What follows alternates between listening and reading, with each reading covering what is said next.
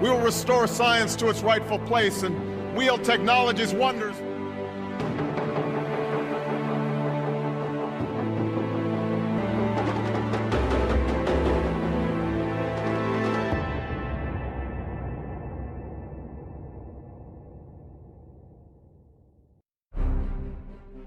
We live in an age of science, technology, progress.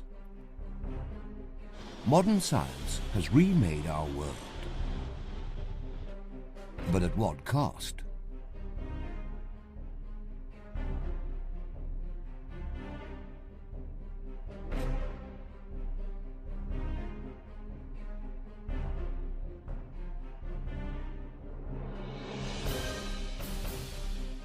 During the first half of the 20th century, 3 prophetic writers warned about the dark side of scientific and technological progress: G.K. Chesterton, George Orwell, and C.S. Lewis.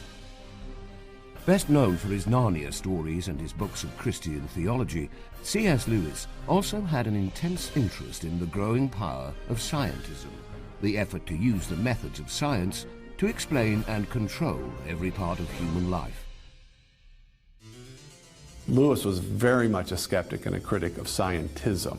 He was opposed to an ideology which, in his view, had been confused with science. It was a particular materialistic approach which wanted to reduce everything that we could learn scientifically to materialistic causes, blind, undirected causes. Lewis thought that science was a perfectly legitimate enterprise. He never denied it. He in fact studied it quite a bit.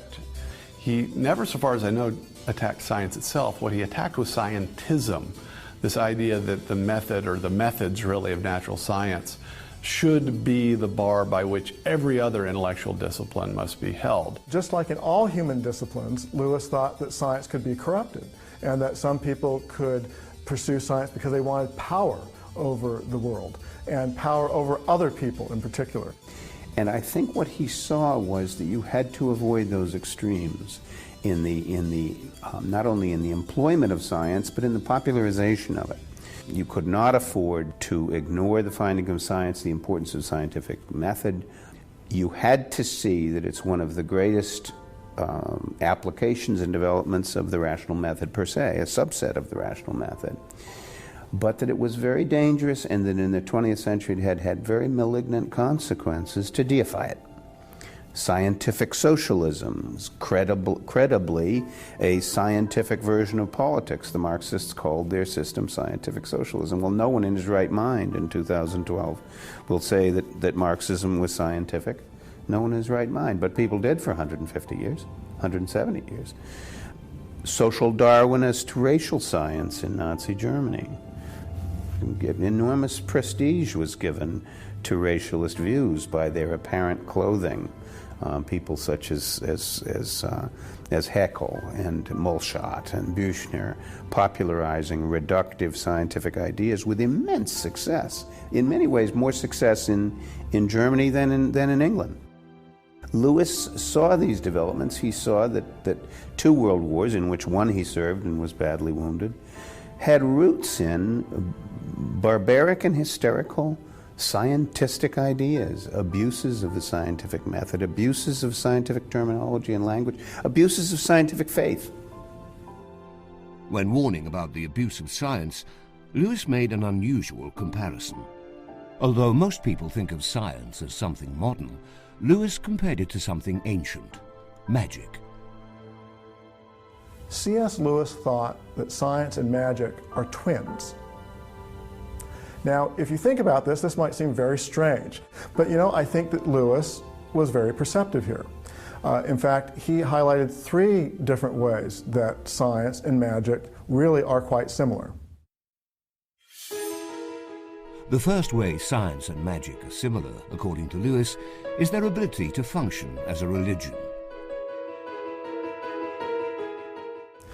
Certainly, a magical view of the world can give one a sense that there's something more than just our everyday lives. If you walk through a forest and think it's enchanted, it gives you a sense of a grand vision that there's something out there that we don't ordinarily experience. It can give you a sense of meaning.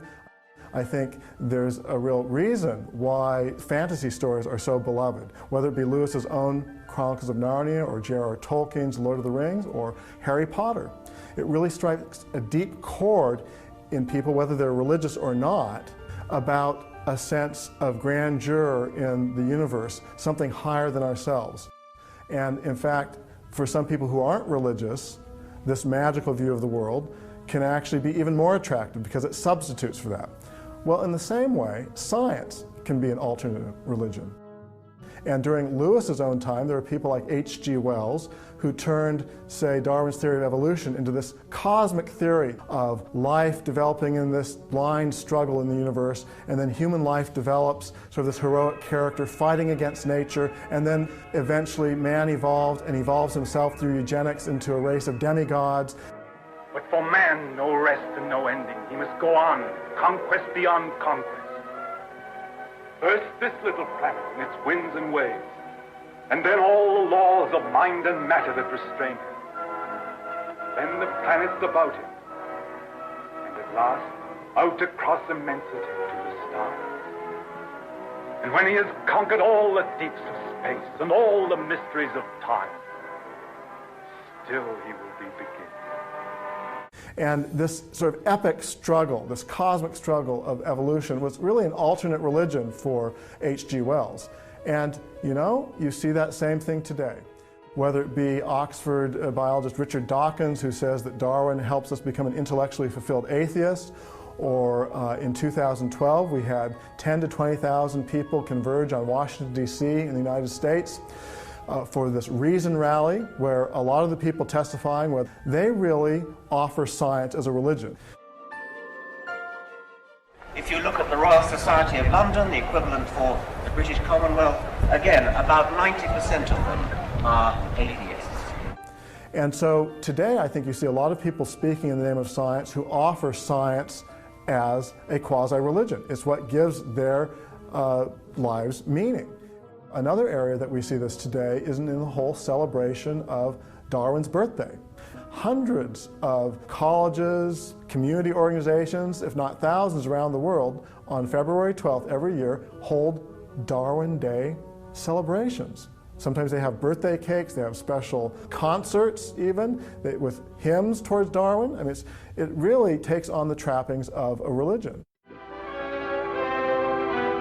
With the knowledge of the first atomic explosions to guide us, our chances for survival will be far better than those of the people of Hiroshima and Nagasaki, if we act on our knowledge and are prepared.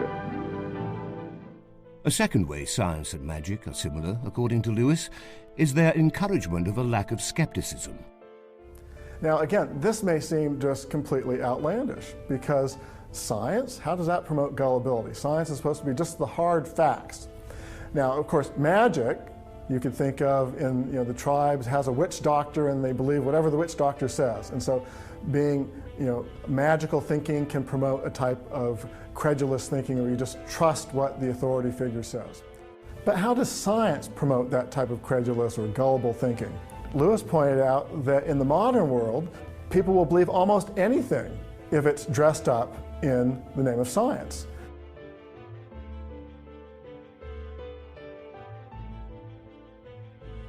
He's going to be all right. Of course he's going to be all right. Sure, Mom. The doc here just wants to cut a little of the badness out of me.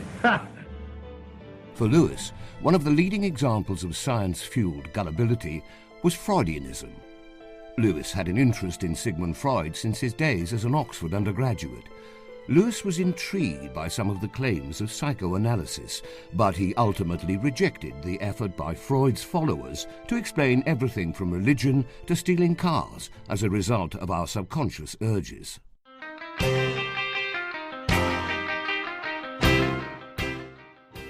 Before the police finally caught up with him, Peter took about 30 cars. A car had meaning to him. In a symbolic way, it represented his mother. Since he could not get her, he had to have a substitute. and a car was that substitute. Hence his thrill every time he drove a car. Hence his continuous stealing. To the average reader, such an explanation may seem far-fetched, yet clinical experience shows that a car often stands for a woman. In daily language, we often call a car she. When we have the tank filled with gasoline, we say, fill her up.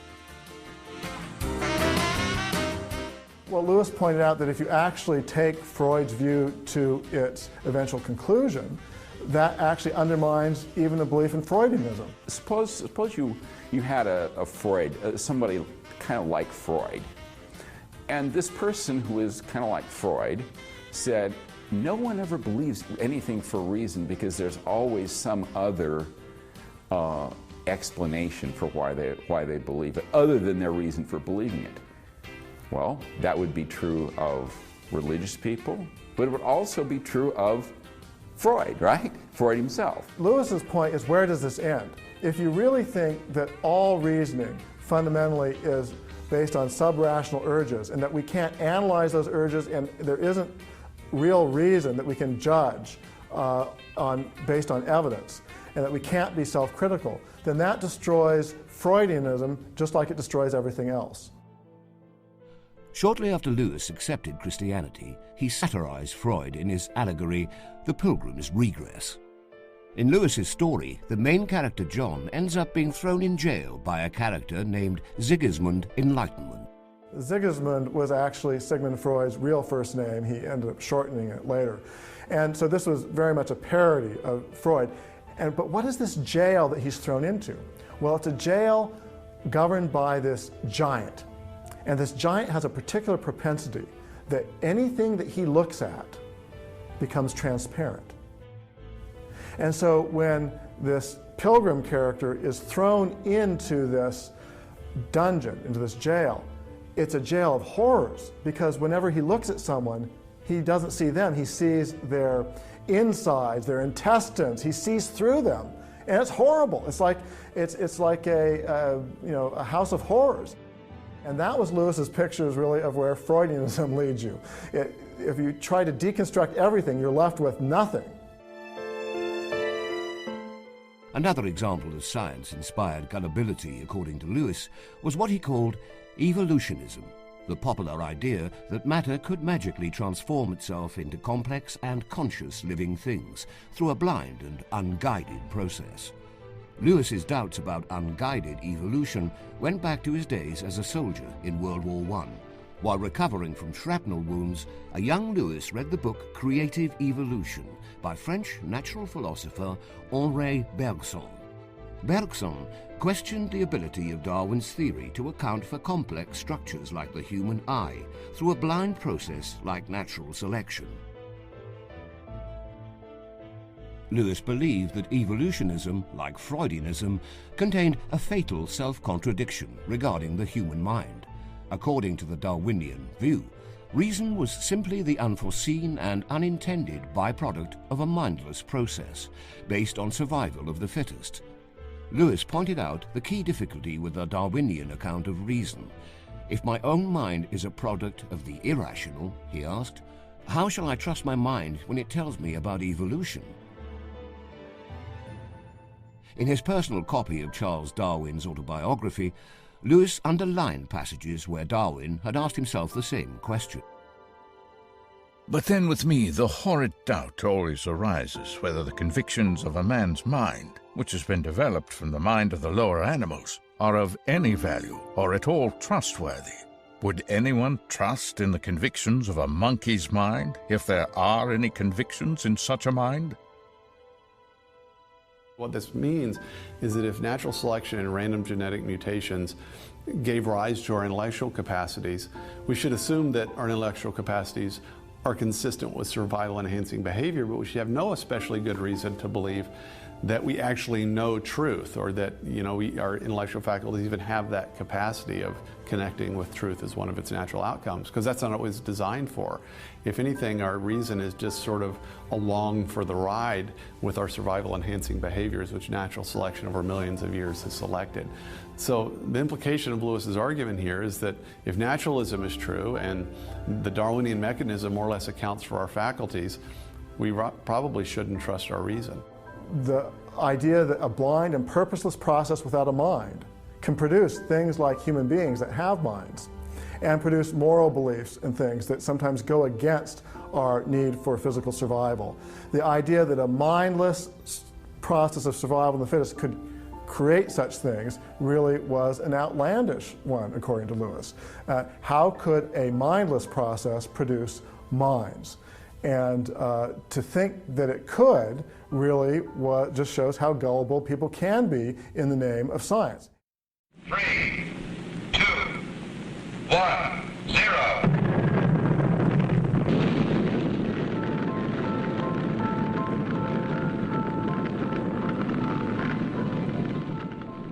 The third similarity between science and magic, according to Lewis, is the quest for power.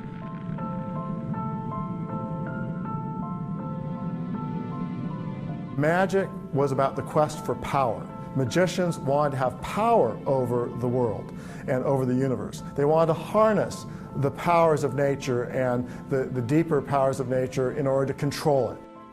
And Lewis said that much of modern science, not all, but much of modern science was actually devoted towards power over the world. For many people in the 20th century, the power of modern science was its greatest virtue. They hoped science would usher in a new age of peace and prosperity, a scientific utopia. All curves and plastic. Monsanto's House of the Future is open to the public at Disneyland. The 4-wing plastic shell makes a snug and solid 5-room dwelling designed for a family of 4. And coincidentally, it's a fairly typical family of 4 that gets first look. A family food center to store atomically irradiated food. A work surface that includes a combination supersonic dishwasher and storage unit. A look at the future. Looks good, eh? For the scientific utopians of Lewis's era, science was the savior that would allow us to remake our world. What gets under your skin about research is the attitude of the men in the labs. They work on the principle that nothing is impossible. You hear that, Bud? Oh, sure, but I don't believe it. Open your eyes, Bud. The proof's all around you. And of course, that can be good. Modern science brings us good things. Many things from the microwave oven to the computers to life-saving treatments of modern medicine, which Lewis certainly appreciated. But on the other hand, that tendency to want to control things can bring us the Orwellian state of George Orwell's 1984. And so Lewis thought that modern science, in fact, was far more dangerous than magic, because magic failed. Magic doesn't work at the end of the day. And so it wasn't so dangerous because people actually couldn't use it to control the world. Modern science has the potential that you really can control people. If you find the right drugs or find the right treatments, you can manipulate them. And so if you don't have some other way of protecting and limiting what you do in the name of science, some ethical basis that isn't dictated by science itself that can control it, then you are facing a really bleak future. Lewis's critique of scientific utopianism was at the heart of his novel That Hideous Strength, which tells the story of a conspiracy to transform England into a scientific dictatorship. The conspiracy is led by a government bureaucracy with the deceptively innocuous name of the National Institute of Coordinated Experiments, or NICE. I think that Hideous Strength and Huxley's Brave New World are the two greatest dystopias in our language in the 20th century. The agenda of NICE in That Hideous Strength reads like a wish list drawn up by the era's leading scientific social reformers. It included sterilization of the unfit, selective breeding, biochemical conditioning, experimentation on both animals and criminals, and above all, truly scientific planning. A scientific planning that is pretending to to provide a new humanity that is doing away with traditional ethics, that is doing away with all traditional restraints.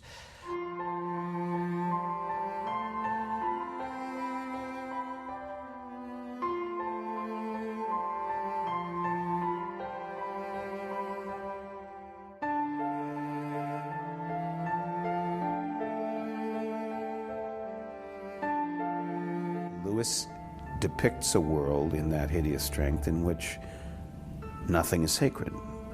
Daniel Bell has told us that the essence of modernity is that nothing is sacred.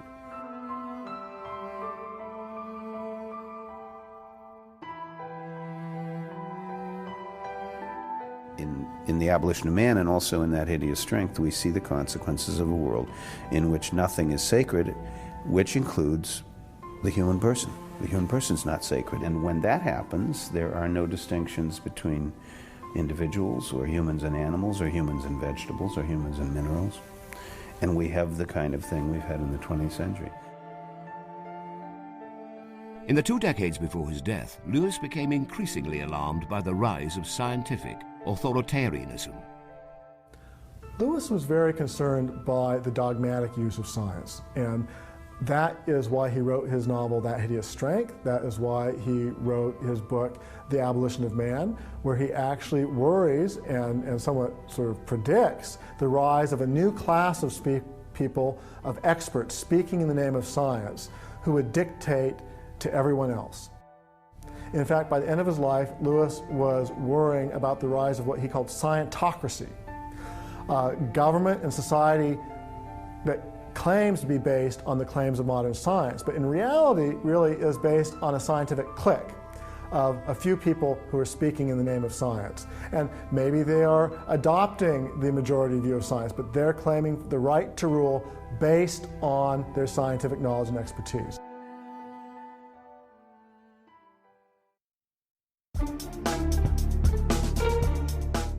Lewis's concern about authoritarian science seems eerily prophetic. In a world driven by science and technology, those who question the new order, like C.S. Lewis did, increasingly find themselves labeled anti-science. C.S. Lewis would have rejected the charge. Lewis did not accept the idea that science was a special form of knowledge that was somehow immune to inspection, that was somehow cordoned off from the non-specialist assessing the deliverances of the sciences. Lewis was well aware that, first of all, that there's no such thing as science as such. There are sciences, and each science has its particular methods and its particular areas of study. And also that the sciences, to be good, need to interact with one another, but they do so by means of the larger tools of good, rational, critical thinking. And so that the things that the scientists say are subject to review by everyone who is able to think well, to think critically, to think rationally. Lewis did not deny that scientific expertise might be necessary for good public policy in many areas, but he insisted that science alone was not sufficient. Knowing, say, how things work, knowing how cells work, or knowing how ecosystems work, doesn't tell you what you ought to do for your society. Because public policy is not just about the technical expertise of how things work. It's about what good is worth having at what price. And as C.S. Lewis pointed out, on these questions, a scientific training gives you no added value. Scientists are not moral philosophers, yet political and social judgments involve not just how do things work and how can we make them work better, but how should we act, and what's worth spending money on, and what's worth doing, and what freedoms are worth giving up or not. And on these sorts of moral and ethical questions, someone's science training doesn't give them the right to dictate to the rest of society.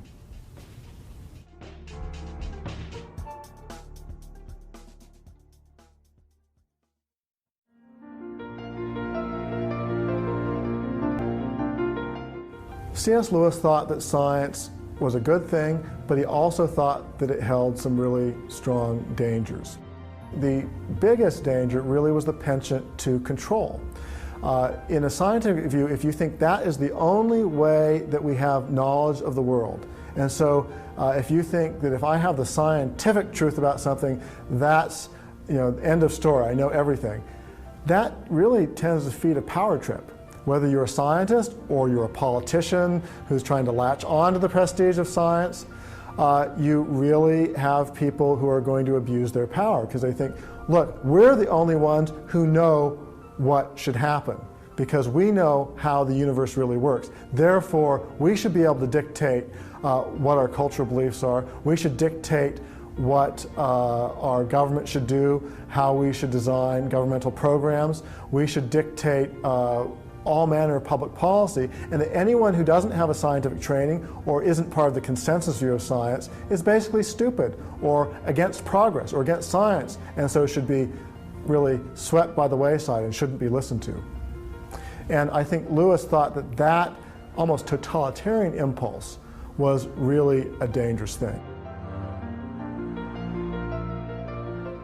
Lewis, I think, was properly so frightened by that potential within science, and that's why he stressed why we really need a way to understand the limits of science, and that there is something behind science, a larger transcendent ethical sphere behind science, and that we aren't just blind matter in motion, that we're part of a designed universe that actually sets limits on what we should and shouldn't do. It's an age-old problem. How do we prevent something good from being twisted for evil ends? C.S. Lewis hoped that scientists themselves would find a way to rescue science from scientism, creating a regenerate science that respected human rights and honored human dignity, a science that would no longer be the magician's twin.